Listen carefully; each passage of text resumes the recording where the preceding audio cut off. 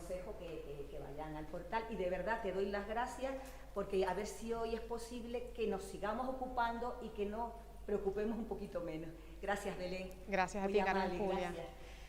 Bueno, yo por las palabras de Carmen Julia quiero hacer algunos comentarios. Lo primero es que no vengo gratis, que me he ganado esta bonita botella para agua, eso es lo primero. Lo segundo es que, bueno, que quiero agradecer a la biblioteca por ocuparse y por preocuparse por estos temas que nos preocupan a todos, bueno, a unos en mayor medida y a otros en menos, pero que en cierta medida nos hacen pensar y nos hacen entender que necesitamos cambiar nuestra forma de hacer, que necesitamos cambiar nuestra profesión en algún sentido. Aún no sabemos cuál, pero necesitamos cambiarlo. Con respecto al currículum, a los Q1 y a todo lo demás, al final son pequeñas contribuciones, muy pequeñas y humildes contribuciones a la literatura científica, en la medida de lo que podemos, con nuestras capacidades y con los recursos de los que disponemos. Así que bueno, ahí se muestra un currículum, pero es, insisto, una humilde contribución, muy humilde contribución a la ciencia. Y desde esa misma humildad voy a tratar de contar pues cuáles son mis impresiones, algunas de las cosas que sé de inteligencia artificial y lo que creo que quizás podríamos hacer o deberíamos hacer. Cuando Carmen Julia habló conmigo, hablando sobre la inquietud que tenían con que lo que generaba ChatGPT no se podía detectar por Turnitin, que cómo lo íbamos a hacer para evaluar, etcétera.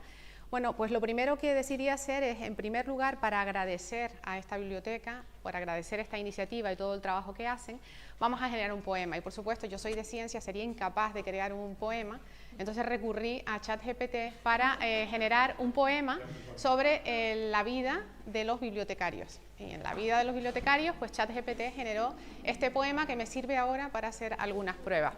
Y en el poema, en agradecimiento a todos nuestros compañeros de la biblioteca, en un rincón de calma y sabiduría, donde el conocimiento cobra vida, allí habitan los bibliotecarios, guardianes de letras y secretos varios. Bajo el manto de silencio y orden se despliega un universo sin igual, donde los libros son tesoros encantados y las páginas susurran al pasar. Y así podemos seguir leyendo todo este bonito poema. Soy incapaz de discriminar la calidad que tiene ese poema, seguramente es el peor poema del universo, pero me sirve para hacer la siguiente prueba. Este poema fue generado en inglés, esta es la traducción al español, generado con ChatGPT 3.5, que es el, pues digamos, el modelo que tienen de libre gratuito, de libre disposición. Cuando se lo paso a Turnitin, el poema escrito en inglés, hablé aquí con José Manuel, dije, José Manuel, Turnitin tiene efectivamente una herramienta que pone IA Writing, vamos a detectar escritura por inteligencia artificial. Lo probé con el poema en español, decía no activado, el botón de detectar plagio. Me dijo José Manuel, hizo la consulta, no, tiene que ser en inglés, vale, pasamos el poema en inglés y pone 0% de similitud, con lo cual no se ha enterado de que ese poema, bien o mal, probablemente es un muy mal poema, pero que lo ha generado alguien que no he sido yo. Bueno, entonces digo, bueno, pues vamos a preguntarle a quién lo generó, vamos a preguntarle a GPT 3.5, a ver si es capaz de decirme que ese poema lo ha generado él. Recuerden que es la versión libre, la versión gratuita, y le preguntamos, ¿has escrito este poema? Y ponemos el poema en inglés que él había generado, y su respuesta es no, no puedo reclamar la autoría del poema en bibliotecas serenas donde prospera la sabiduría. Ya que no está dentro de mis datos de formación, parece ser un hermoso tributo a los bibliotecarios, que es lo que pretendía hacer, y su importante papel en la preservación del conocimiento y la inspiración de los lectores. El autor del poema es desconocido para mí. Este ha sido el motor de inteligencia artificial que había creado ese poema. Pero vamos a un paso más allá, vamos a ir a la versión de pago. Si me deja, aquí. Vamos a GPT-4, que es el modelo más avanzado de inteligencia artificial basado en lenguaje natural y por el que hay que pagar $20 mensuales o tienen alguna cuota anual, que a lo mejor te ahorras un poquito, pero son como $20 anuales. Y hacemos exactamente la misma pregunta, ¿has escrito este poema? Y le pones todo el poema. Y la respuesta es sí. Como inteligencia artificial desarrollada por OpenAI, puedo generar contenido original como este poema. Su pregunta parece ser un aviso, bueno, lo que preguntábamos era un aviso en el que pide que genere un poema sobre bibliotecarios y la respuesta está escrita por mí. Luego ya empezamos mal, porque ya empezamos ya empezamos a generar pues una brecha mucho más grande a la brecha digital que ya tenemos. Ya tenemos una brecha digital, no todo el mundo tiene acceso a las herramientas, no todo el mundo tiene el conocimiento para poder acceder a ellas, pero además vamos a añadir ahora el factor económico. Si tenemos dinero y podemos pagar, son empresas privadas y obviamente las empresas privadas lo que quieren, el fin último es hacer negocio y ganar dinero. Si tenemos el dinero para pagar, pues tendremos pues una performance mucho mejor, un mejor rendimiento en todo aquello que hagamos, porque podremos hacer uso de herramientas que sin duda tienen mucho potencial y que sin duda no podemos parar. Llegados a este ejemplo pues, de prueba inicial, lo que sucede es que, bueno, pues con la llegada de ChatGPT fundamentalmente, porque herramientas de inteligencia artificial ha habido muchas en los últimos años y herramientas muy potentes, la llegada de ChatGPT ha generado un debate muy intenso por la preocupación de lo que no podemos controlar. No sabemos qué modelo hay detrás, sabemos que es un modelo de procesamiento de lenguaje natural de gran tamaño que combina modelos distintos, redes neuronales y otros modelos probabilísticos, pero realmente no sabemos cómo funciona. Sabemos que GPT-4 es el modelo más potente que existe, que está entrenado con una cantidad ingente de datos y con una cantidad ingente de parámetros como nunca antes se había conseguido en un modelo basado en aprendizaje profundo que tiene capacidad de aprendizaje casi ilimitada en función de la información que le demos de entrada. Bueno, llegados a este punto, vamos a un poco, para aquellas personas que no sepan pues de dónde viene la inteligencia artificial, qué es y cómo es que hemos conseguido llegar al punto en el que estamos, al momento histórico que estamos viviendo, vamos a hacer una pequeña pasada y rápida pasada por la inteligencia artificial. No lo dije al comienzo, pero la imagen que estaba en la primera página, en la portada de la presentación, ha sido generada con inteligencia artificial. Esta de aquí también ha sido generada con inteligencia artificial, donde pues traté de pedirle a Midjourney, en este caso, que luego probaré, luego voy a probar un par de herramientas para que las vean, traté de pedirle a Midjourney que necesitaba un entorno en el pasado, donde hubiera un conjunto de estudiosos, investigadores, expertos en la materia, en computación, en matemáticas, en inteligencia artificial, que visionaran lo que conocemos hoy en día como una inteligencia artificial general. Y bueno, y nosotros como humanos, ¿cómo lo visualizamos? Pues lo visualizamos como un robot humanoide que tenga capacidad de inteligencia artificial general, es decir, que pueda resolver y hacer distintas tareas como haría un humano. Por ejemplo, todos conocemos, seguro hemos oído hablar alguna vez de Deep Blue, la herramienta que consigue ganar al ajedrez a Garry Kasparov, pero es incapaz de jugar a las damas. Está entrenada una herramienta para jugar al ajedrez y cualquier jugador de ajedrez humano sería capaz de jugar a las damas con los ojos cerrados. Luego, a eso nos referimos con inteligencia artificial general, no una inteligencia artificial que haya sido creada, concebida, diseñada y validada para resolver una tarea específica, sino para pues adaptarse a diferentes tareas que estén relacionadas.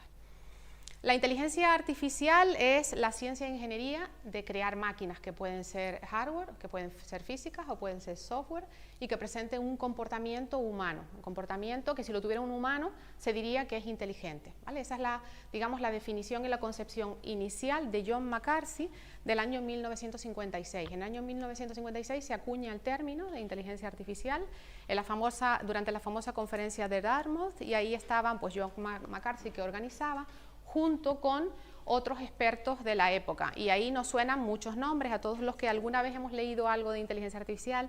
Vemos ahí Newell, Russell, Simon, Shannon, pues todos esos apellidos que nos suenan de el Russell y Norvig, el libro, el Shannon, el no sé qué, pues todos estos autores han tenido su propia visión de la inteligencia artificial y han ido generando material que hemos ido aprendiendo durante décadas.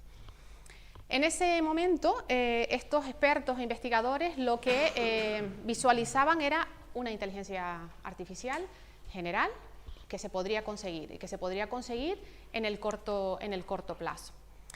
¿Significa que la inteligencia artificial empieza en el año 1956? No, hay muchas disciplinas, desde la lógica de hace muchísimos años, que han contribuido al desarrollo de la inteligencia artificial.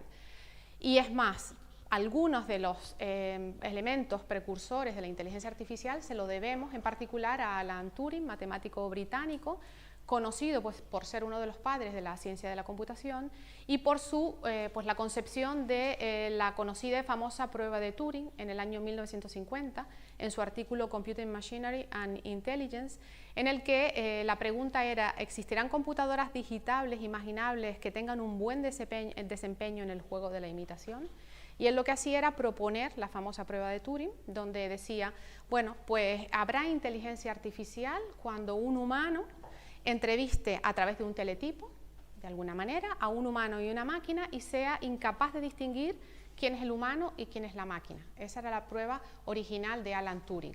Que sea la prueba válida, realmente lo que necesitemos superar para considerar que existe inteligencia artificial, yo creo que no, pero durante años se ha aceptado, de hecho hasta día de hoy no hay ninguna máquina real que se diga que haya pasado la prueba de Turing con total seguridad, porque a ChatGPT, que parece que sí, que interactuamos con ella, a poco que le preguntemos 3 veces, le dice, yo soy un modelo de procesamiento de lenguaje natural, y dices, vale, eres una máquina, tú mismo te delatas. Pues todavía no hemos llegado al punto de poder pasar esa prueba de Turing. En el año 2014, con motivo del fallecimiento, del aniversario de fallecimiento de Alan Turing, generalmente se promueve un concurso en el que se prueban herramientas. En el año 2014 se presentó por tercer, cuarto o quinto año consecutivo una herramienta de un equipo, curiosamente ruso-ucraniano, donde mostraban a una inteligencia artificial que se llamaba Eugene Guzman, que es la imagen que aparece ahí a la derecha, donde Eugene Guzman era un niño, trataba de simular y trataba de ser un niño de 13 años. Y entonces había un comité, creo que eran como de 120 expertos, que entrevistaban a través de un teletipo a la máquina.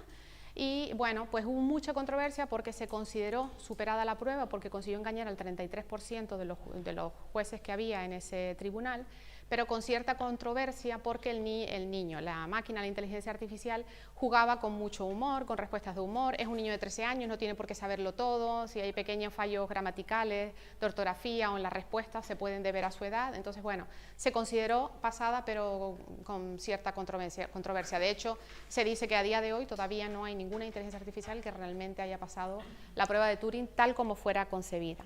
Si nos vamos a la RAE, bueno, pues vamos a ver cómo nos define la RAE inteligencia artificial. La inteligencia artificial es la disciplina científica que se ocupa de crear programas informáticos que ejecutan operaciones comparables a las que realiza la mente humana, como el aprendizaje o el razonamiento lógico. Bueno, podemos aceptarlo, crear máquinas que tengan un comportamiento que pueda ser humano o lógico, o un pensamiento que pueda ser humano o racional. Y que hagan tareas pues que haría un humano de la misma manera o mejor, o con un mejor comportamiento. Los expertos de la época visualizaban a Andrew, nuestro Andrew del hombre bicentenario, y con el paso de los años hemos conseguido esto, la inteligencia artificial en las grandes corporaciones, en las grandes empresas, que son las que han puesto toda la inversión y todo el capital humano, pues han conseguido crear pues robots como este de aquí, de la empresa Boston Dynamics, pues que tienen capacidad para realizar operaciones de rescate, para bailar y para hacer parkour, no sé cómo se pronuncia, pero bueno, hacer un montón de actividades y de tareas. El título de la charla era Disquisiciones de cómo hemos llegado a esta eclosión de la inteligencia artificial en los últimos años y qué vamos a hacer a partir de ahora. Bueno, aquí ya hemos llegado, vale, de acuerdo, ya estamos aquí, vamos a hacer un paso muy rápido. ¿Y ahora qué vamos a hacer a partir de ahora? Porque no van a desaparecer, las grandes corporaciones han invertido mucho dinero, han contratado a equipos de los mejores investigadores de universidades y de centros de investigación del mundo y se los han llevado a sus empresas a desarrollar todas estas herramientas, y esto no va a parar, esto es solamente el comienzo de todo lo que viene y tenemos que entender en qué punto estamos y saber hacia dónde queremos ir. Desde el año 1956 decíamos antes que la disciplina no empieza en ese año se acuña el término, tenemos pues a Ada Lovelace, considerada la primera mujer programadora. Tenemos el modelado de la primera red neuronal, red humana, de McCulloch-Pitts del año 1943. Parte de sus trabajos sirven en la actualidad pues, para haber evolucionado hasta lo que conocemos como aprendizaje profundo, deep learning, en el que en parte se basa ChatGPT. otras contribuciones de mujeres que he ido a poner, y esto cuando lo hice me quedó solo la parte de arriba, y alguien me hizo notar en mi propia casa, me hizo notar, ¿tú no ves ahí un poco de sesgo? Y le dije, sí, hay mucho sesgo. Dice, pues pon en la parte de abajo, intenta poner hitos donde pues las mujeres hayan hecho sus contribuciones, que las ha habido. Por eso aparecen en toda esa parte de abajo como reconocimiento también pues a todas las personas que a todas las mujeres que en algún momento pues han contribuido al desarrollo de la inteligencia artificial. Bueno, aquí tenemos a Hedy Lamarr con su patente de sistema de comunicación secreta. Llegamos en el año 1966, aparece el primer chatbot, que era Elisa, y era muy rudimentario, y bueno, te hacía creer la ilusión de que estabas conversando con un humano, y le preguntaba, por ejemplo, bueno, ¿y qué tal está tu madre? Y entonces la respuesta era, pues muy bien, ¿y qué tal tu familia? Entonces era como una conversación, un diálogo un poco de besugo, ¿no? No tenía un poco mucha capacidad para realmente interactuar como si fuera un humano. En el año 70 llega lo que se conoce como el invierno de la inteligencia artificial.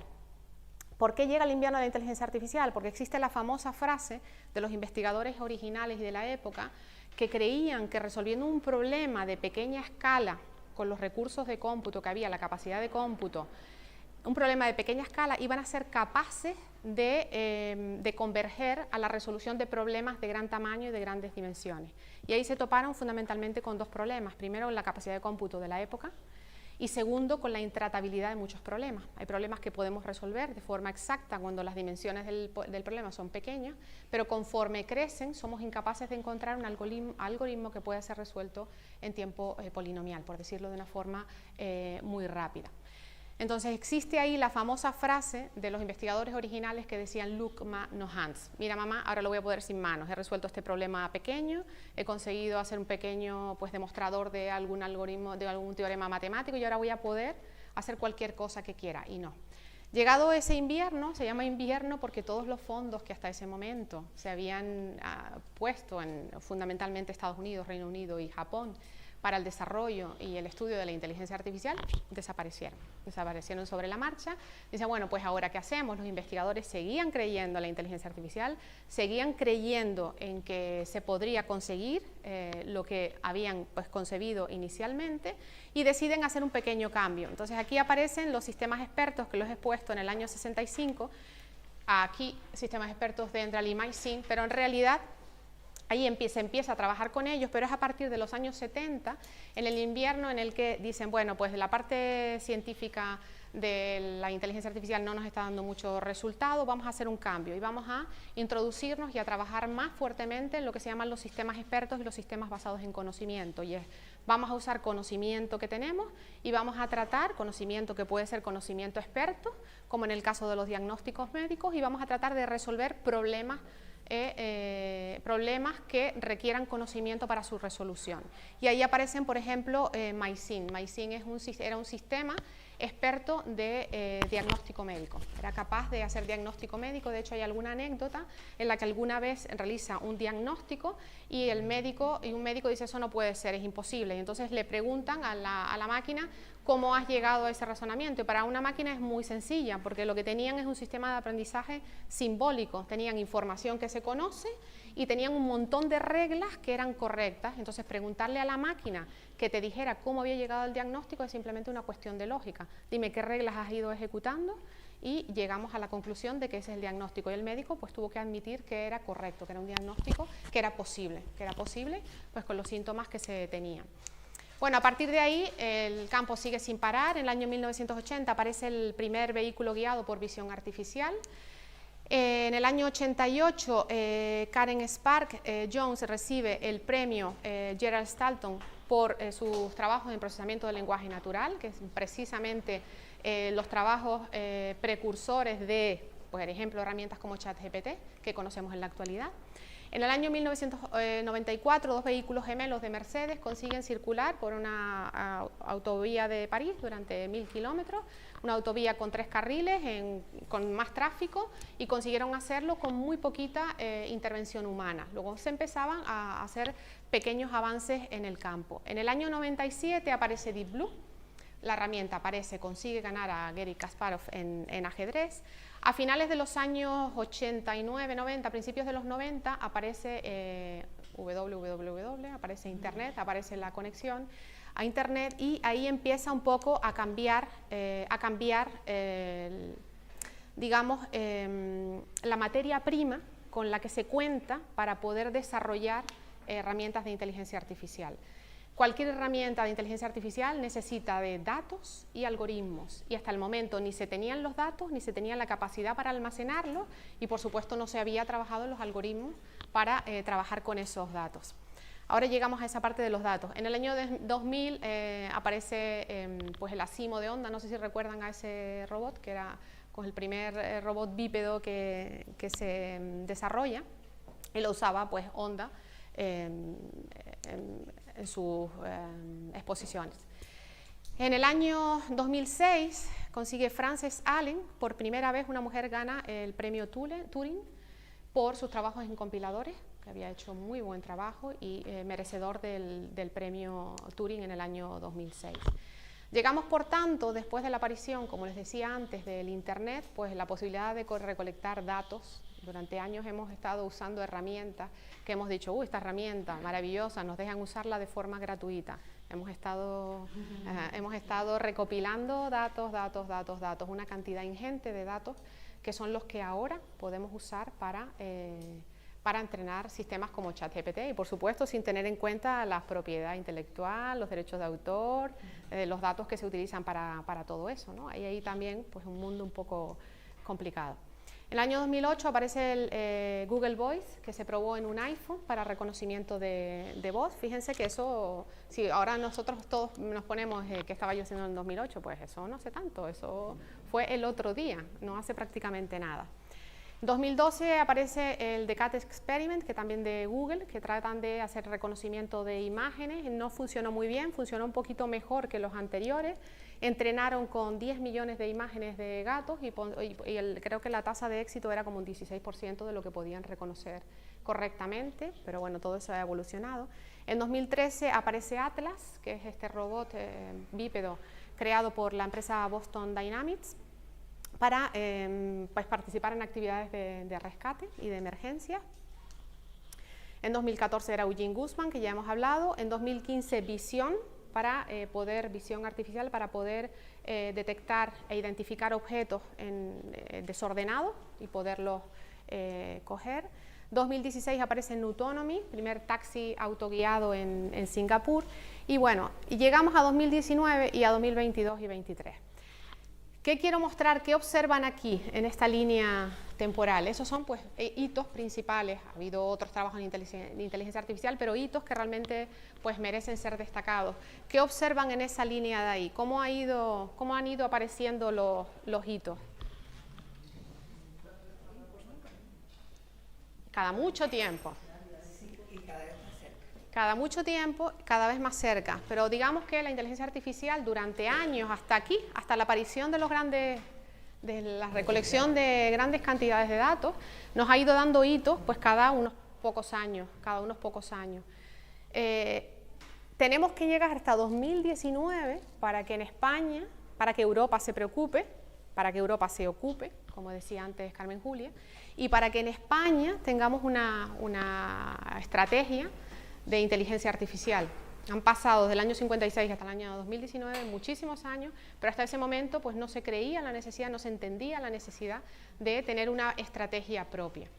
Del año 2019-2020, parece que la pandemia encerró a todos los científicos del mundo y empezaron a producir, bueno, es el resultado de trabajos previos. En los últimos años, 2019-2023, especialmente desde el año desde marzo-junio de 2022 hasta la actualidad, hemos pues atendido a, como antes comentaba con Casiano, a un momento histórico en el que empiezan a aparecer una cantidad ingente de herramientas de inteligencia artificial que pueden ser usadas por todos, a poco que nos ocupemos un poco y tratemos de aprender lo que hay y lo que se puede hacer. A mí me gustaría, bueno, y esto es simplemente a modo de que viéramos que desde el año 2000 hasta el actual ha habido más de 1.300 de crecimiento en la producción científica de inteligencia artificial, trabajos en los que aparece inteligencia artificial, he usado Scopus para eso, y en los últimos 10 años más de un 200% en el crecimiento en la producción científica en inteligencia artificial. Luego la eclosión la vemos primero por la cantidad de herramientas que están apareciendo en los últimos meses y segundo por la cantidad de investigación que de manera humilde en todas las universidades del mundo se está haciendo para poder aportar pequeños granitos de arena al desarrollo de la inteligencia artificial. Aquí ponía yo algunas herramientas que quiero probar y simplemente que quiero que las vean. Hay un montón de herramientas, he elegido estas pues porque tenía que elegir unas pocas, que son herramientas muy útiles, muy potentes, y quiero que llegados a este punto, cuando las veamos, que lo voy a hacer muy rápido para no tardar mucho, quiero que ustedes me digan si llegados a este punto nos queremos resistir al uso de estas herramientas o por el contrario queremos aprovechar la potencia que tienen todas ellas para aumentar nuestro rendimiento, para aumentar las capacidades de aprendizaje, nuestras capacidades de enseñanza y, por supuesto, tendremos que cambiar las formas de evaluación. Eso también lo veremos ahora. Perdona, Belén, ¿puedes recordarle a la gente que está viéndolo en streaming que tienen el enlace en el chat? ¿El enlace a la presentación? Sí, el enlace a la presentación está en el chat, me dice Joaquina. Aquí. Gracias, Joaquín. Bueno, entonces, no sé, vamos a empezar por ChatGPT, que supongo que ChatGPT todos lo conocen. Está el modelo, yo tengo ahí GPT-4 que cuesta $20 por mes, $20 por mes, y bueno, pues para probar la potencia que tienen las herramientas las tienes que pagar. Y cuando las pagues sabes la potencia que tienen y luego tú decides y discriminas si te vale con quedarte con GPT 3.5 o quieres ir a una versión que tenga mayor potencia. Entonces ya vimos antes, al principio de la presentación, cómo GPT-4 era capaz de decirme si este poema lo escribí yo y la versión libre no. Bueno, pues ChatGPT todos lo hemos probado alguna vez, le podemos hacer cualquier pregunta que queramos y él nos va a responder. ChatGPT es un sistema probabilístico, como decía antes, va componiendo las frases, ha sido un modelo entrenado con un montón de datos, con grandes volúmenes de datos, con muchos parámetros y va pues calculando con probabilidades y estadísticas cuál es la probabilidad de que una palabra sea la siguiente en la generación de una frase. Va generando una frase y va componiendo palabras por probabilidad de que sea. Podemos ajustar cuando conectamos, que lo vamos a ver ahora, cuando conectamos la API y la librería de OpenAI, que la podemos conectar con lenguajes de programación, por ejemplo Python, C, C#, Java, son las que tengo ahora en mente, ahora lo vamos a ver cómo es en Python. Cuando la conectamos podemos modular el nivel de probabilidad que queremos que sea más ajustado, más preciso o más aleatorio y nos dé respuestas más locas, porque da respuestas que son a veces incorrectas y que no tienen ningún fundamento, están basadas simplemente en la probabilidad de que una palabra pueda ir después de la otra, con cierto sentido. Entonces, por ejemplo, una de las cosas que podemos hacer y que nos sirve es para nuestro autoaprendizaje, para los estudiantes, por ejemplo, para aprender, o para un profesor evaluar cuál es el nivel de conocimiento que tiene alguien. Yo le había puesto aquí para probar antes de que empezáramos, o la de los pingüinos, además muy mal escrito, de los pingüinos sé que viven en zonas frías y son de color negro, blanco y amarillo, dime cuál es mi nivel de conocimiento, por poner cualquier tontería. Y lo que nos responde es tu nivel de conocimiento acerca de los pingüinos parece ser básico, ya que has mencionado algunas de las características más conocidas sobre estos animales, como su hábitat en zonas frías y su coloración característica. Sin embargo, hay mucho más que saber sobre los pingüinos. Esto es un simple ejemplo, pero que funciona bien en otros ámbitos. Bueno, yo sé sobre este tema esto, y él te dice, vale, pues sabes bastante, no sabes nada, como me está diciendo a mí, un conocimiento muy básico, y otras cosas que podrías aprender es esto. Entonces nos permite ser mucho más rápidos, mucho más ágiles, en enfocar y en dirigir nuestra dirección de aprendizaje. Antes lo que hacíamos era nos íbamos a Google, que todavía lo seguimos haciendo, y nos salen páginas y páginas y páginas y páginas, y tenemos que ir leyendo las fuentes que parecen ser significativas, a ver qué entendemos de aquí, y ahora pues ChatGPT, que usa toda esa información, nos permite pues digamos acelerar nuestro proceso. ¿Cuál está la cuestión aquí? Que muchas de las cosas que genera, como decíamos antes, es un modelo probabilístico muy bien entrenado, con muchos datos, muchos parámetros, funciona bien, pero hay elementos que genera, como sentencias que no eran correctas, ¿no? Ha habido ahí un abogado americano que ha sido preso porque generó alguna sentencia con ChatGPT y eran incorrectas, no fundamentadas, bueno, en fin, desconozco los detalles, pero sí es cierto que esto nos indica que lo que tenemos que ser es críticos, tenemos que tener una actitud crítica, una capacidad crítica, y que esto es solamente pues una guía, una indicación para saber hacia dónde tengo que ir, pero no para estudiarme lo que él me dé, sino saber hacia dónde tengo que ir para ir a encontrar la fuente científica y correcta que me permita, pues digamos, estudiar lo que corresponda. Otra herramienta que funciona bien, ¿por qué se desconectó? Es Whisper, que también es de OpenAI. No sé si esta la conoce alguien.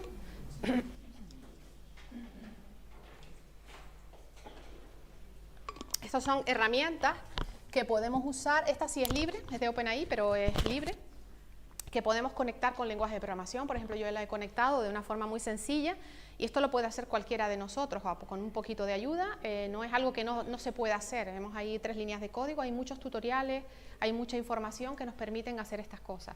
Whisper sirve para transcribir, transcribe y traduce en más de 100 idiomas, y lo hace de maravilla. Algunos de los ejemplos de la página es una persona oriental hablando a la velocidad de la luz, y al final aparece la transcripción en el idioma que tú quieras, en el lenguaje que tú quieras. Entonces, pues no sé, por ejemplo, una prueba que yo tenía aquí era, a ver si puedo encontrar aquí.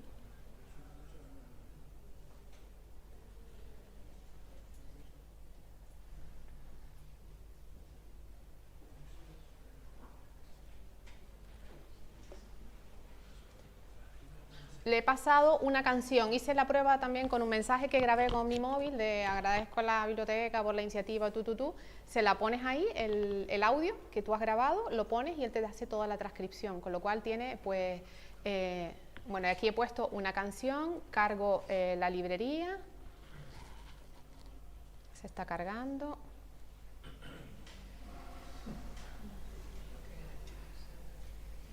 Ahí está. Successfully.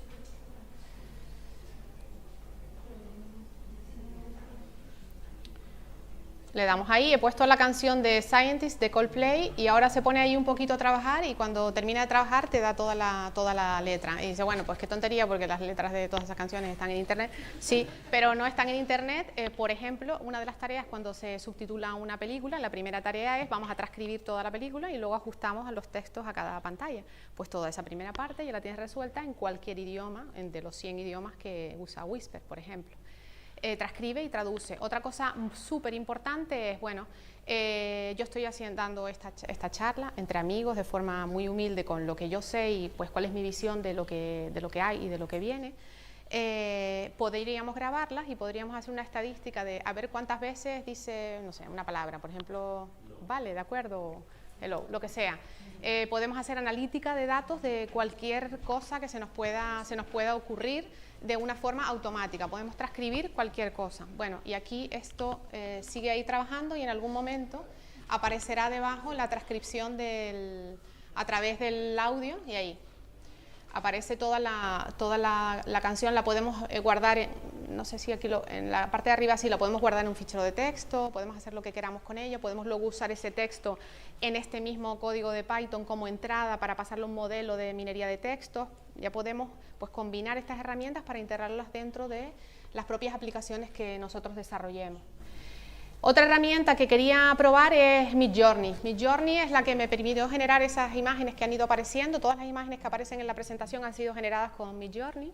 Hay otras herramientas como Stable Diffusion y algunas otras que es libre, de libre distribución. Midjourney es de pago, la puedes probar y te deja, pues no sé si es hasta la creación de 20 o 30 imágenes, y a partir de ahí te dice se acabó tu cuota, tienes que pagar para poderla usar. Y pues en mi opinión, de las que he probado, es la que genera las imágenes más impactantes, pero las tienes que saber crear, porque tienes que empezar a jugar, te pones ahí a jugar con ella, le dices, créame una imagen, no sé, ¿qué se les ocurre? ¿Qué quieren que creemos? ¿Imagen de qué? Díganme. Imaginamos que queremos crear una biblioteca con algún detalle más.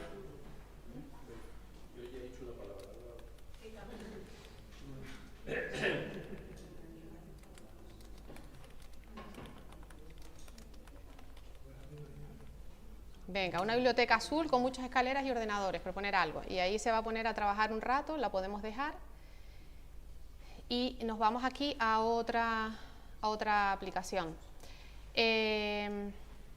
OpenAI ha creado, no solo nos permite usar ChatGPT ahí en interactivo, sino que ha creado una librería, la librería OpenAI, que podemos cargar en nuestros códigos. Pueden ser en Java, puede ser C, puede ser Python, que es como lo he hecho. Y nos permite hacer nuestro propio chatbot. Permite hacer un montón de aplicaciones, pero básicamente es la librería y todo lo que nos permite hacer ChatGPT. Aquí, bueno, pues podemos hacer un chatbot para ir poniendo preguntas. Hola, ¿estás ahí? ¿El chatbot podría hacer las tutorías, sí, sí, podría hacerla. De hecho, una cosa que se puede hacer es ponerle a esto información adicional. Tú le pones, como hizo, no sé si han leído el caso de un juez que hizo un máster de ciberseguridad, de analítica de datos, que estoy pensando, de analítica de datos, y cogió con un código de Python y con la librería esta que estoy probando, con OpenAI, puso información adicional sobre sentencias en español, no sé, para quienes conozcan de leyes, y en los antecedentes y el previo de cada caso, que a lo mejor tardaba 10 minutos en hacerlo, se los daba la herramienta, luego lo filtraba con su capacidad crítica y todo eso.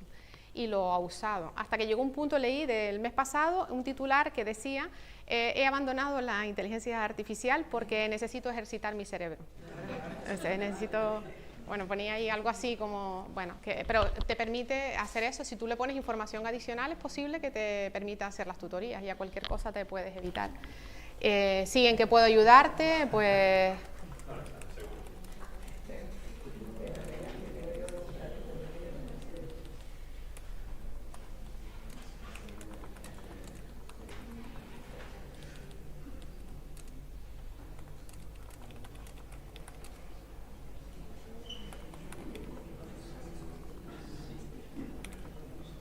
Y aquí le pedimos lo que queramos. Pues le acabo de decir que, no sé si lo está haciendo, que si me puede dar un código en C para sumar dos números. En programación, bueno, aquí está Casiano, ahora ahí nos da pues todo lo que se nos pueda ocurrir.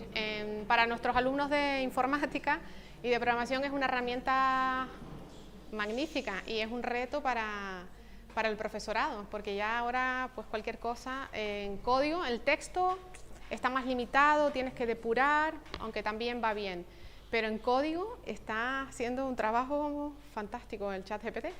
Entonces ahora pues nos toca. Entonces, bueno, llegados a ese punto, no sé dónde estaba nuestra imagen por ahí, ahora la buscaré.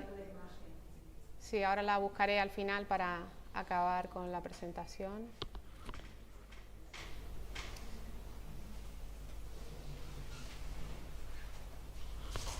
Bueno, hemos probado. Y luego otra que no les dije es Bing.com. En Edge, en el buscador en el buscador de Microsoft, en Edge, pues entran ahí y ponen Bing, Bing.com, y supuestamente está ahí GPT-4, que GPT-4 es de pago, y nos dicen que supuestamente, pero probé el poema ahí y tampoco fue capaz de decir que era suyo. O sea que no sé si es GPT-4 o dicen que lo es. Yo creo que más bien dicen que lo es. Debe ser el 3,8, más o menos. Bueno, aplicaciones de inteligencia artificial, ya no podemos luchar contra esto porque hay en todos los campos que se puedan imaginar, Big Data, sistemas recomendadores. Todos hemos buscado un hotel para las vacaciones en Lanzarote y al día siguiente te aparece en todos los periódicos que abres el booking con los alojamientos en Lanzarote, modelos predictivos, marketing, asistentes de voz, que muchos tenemos en casa. En nuestros teléfonos móviles, aplicaciones médicas, que son pues algunas de las cosas más interesantes que se están haciendo. No sé el recorrido que tengan, pero es detectar imágenes, intentar identificar enfermedades tempranas con imágenes que a lo mejor se le escapan a los médicos, ¿no? Y entrenar esos modelos. Y bueno, pues que está claro que la inteligencia artificial va a ser de ayuda para todos porque va a permitir mejorar nuestras capacidades, va a permitir realizar aplicaciones médicas para mejorar la salud de todos, permitir analizar grandes volúmenes de datos y con ello pues acelerar la creación de vacunas, como ya ha sucedido, y otras cuestiones médicas. Además, intentar conseguir un mundo que sea más sostenible, en el que seamos capaces de emitir menos dióxido de carbono a la atmósfera, tenemos pues tiendas inteligentes, realidad virtual, la IA como facilitador de los objetivos de desarrollo sostenible, pues el seguimiento en tiempo real que hacen en China, ¿no? Y bueno, llegamos aquí, ahora vamos a ver, bueno, lo que nos decía, ay, se me saltó aquí, no, quería llegar primero aquí. La Unión Europea pues se ha visto en la necesidad, en la obligación, como toda tecnología, la tecnología puede ser usada para buenos fines o no, para fines no tan buenos. Entonces, la Unión Europea desde el año 2021 viene trabajando una legislación, una ley para la inteligencia artificial y que se espera tener para finales de este año, sobre la ética, lo que se puede, lo que no se puede, y entre algunas de las cosas más relevantes es que lo que clasifican, pues digamos, las herramientas de inteligencia artificial según el riesgo que tengan, riesgo alto, riesgo medio, riesgo bajo, y también introducen la clasificación de no admisible, de inteligencia artificial no admisible. Entre ellas, en las no admisibles, pues son las que hacen seguimiento facial, reconocimiento facial, las que puntúan, hacen puntuaciones a las personas, clasifican a las personas por una cosa o por la otra, y las que te permite, y las que tratan de cambiar tu mente y bueno, hacer. De hecho, ChatGPT te puede servir como psicólogo también, ahí con todo, o sea que, sí, ahí para, bueno, o sea que hay un poco de controversia con eso, y luego están las herramientas de alto riesgo y las de medio y las van clasificando. Y una de las cosas con las que, claro, OpenAI y Microsoft y Google y con su Lambda y todas estas grandes corporaciones no están de acuerdo, es con que la Unión Europea les pide que todo texto, todo material que sea generado con inteligencia artificial lleve una pequeña etiquetita, una pequeña etiqueta. En Estados Unidos no se puede tener derechos de autor sobre, por ejemplo, una imagen que genere una herramienta de inteligencia artificial. Tú le has puesto todo el prompt, tú has hecho todo pues digamos, la instrucción para que haga esa imagen tan realista que tú quieres, pero no es tuya, ¿no? De hecho, es una sentencia de hace unos pocos meses, no hay derechos de autor, pero ellos sí usan datos que no son suyos para hacer el entrenamiento de esos modelos. Bueno, ¿qué nos dice la UNESCO? Pues la UNESCO nos dice que hay beneficios y que no nos podemos pues cerrar a ellos, que tenemos que asumir que eso está y que va a seguir evolucionando. Beneficios en enseñanza y aprendizaje, beneficios en investigación, también en administración, pero que hay muchos retos en los que hay que trabajar, y eso corresponde a las instituciones, en particular a la Universidad de La Laguna, trabajar en lo que corresponda. Y ya lo dejamos a libre pues decisión de nuestra institución. Integridad académica, falta de regulación, protección de datos, sesgo cognitivo, género y diversidad, accesibilidad, comercialización. Y volvemos pues a generar todo un mundo de diferencias sociales. Bueno, ¿qué deberían hacer las universidades? Pues aparecen ahí un poco cuáles son las orientaciones de la UNESCO, pues que corresponderá a cada institución en cada momento. Pues que necesita básicamente establecer recomendaciones en distintos ámbitos, visión y prioridades estratégicas para todo el sistema, un principio general para la inteligencia artificial en las políticas educativas, una planificación interdisciplinaria y una gobernanza, políticas y normativas para un uso equitativo, inclusivo y ético de la IA, planes maestros para utilizar la IA en la gestión de la educación, la enseñanza, el aprendizaje y la evaluación, pruebas piloto, seguimiento y evaluación, la creación de una base empírica, fomento de las innovaciones locales en inteligencia artificial para la educación. Hay mucho trabajo por hacer, esto solo es el comienzo, solo la punta del iceberg, y a partir de aquí, pues a ver qué nos deparan. Hablan pues también de hacer evaluaciones orales a los estudiantes para conocer en parte de la evaluación sean orales. Bueno, hay muchas ideas y alternativas, pero lo más importante es que, bueno, y aquí hablan pues de oportunidades, retos, etcétera. Esto se los dejo para ya no aburrirlo. Esta imagen también es de Midjourney. Mi conclusión más importante, la conclusión más importante es que a nosotros como docentes y como enseñantes nos toca ponernos las pilas y dedicar un poquito de tiempo a aprender herramientas, aprender lo que hay, a beneficiarnos de ellas también, a beneficiarnos porque tenemos que pues, estar aprendiendo a lo largo de toda la vida y nos sirven a nosotros también, para ser capaces de poder enseñar correctamente a nuestros alumnos que son tecnológicos y que más tarde o más temprano estarán usando pues todas estas herramientas de una forma extraordinaria. Bueno, por mi parte, gracias por la atención, espero que no se hayan aburrido mucho.